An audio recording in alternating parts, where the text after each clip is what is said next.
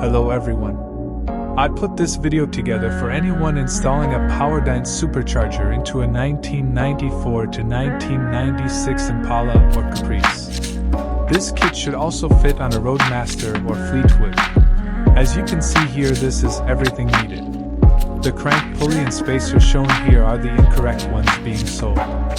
Do not buy this one. The install can be done in a weekend at a good pace for a first timer, and accounting for any beer breaks or things that are out of your control. Before I started recording, we start off by disconnecting the battery.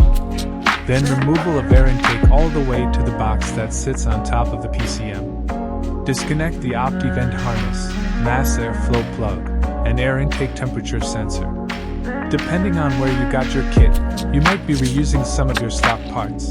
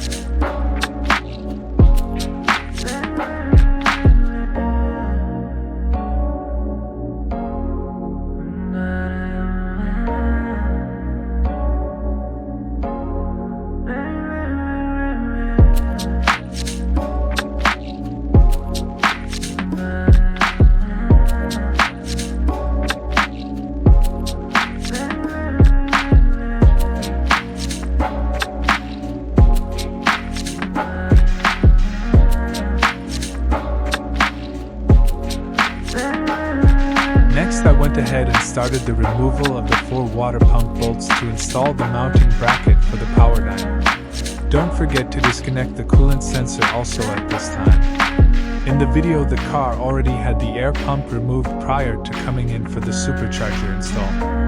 The supercharger can be used with the air pump, but it is one of those items that is usually removed and tuned out of the PCM by the tuner.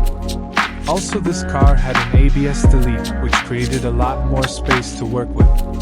When mounting the bracket up, you will be using the 4 spacers and long bolts for the water pump, and the 5th spacer and long bolt will go on the left side bolt of the coil bracket.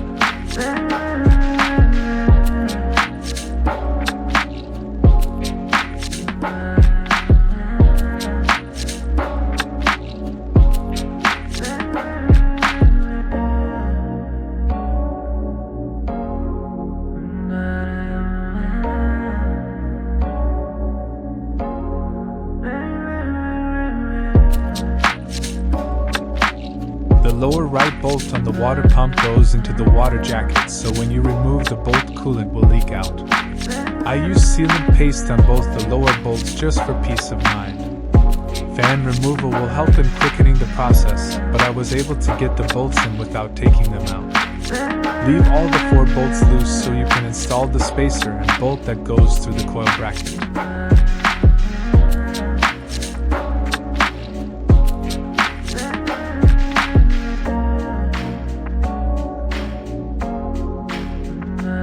As you can see, I had to loosen the bolts.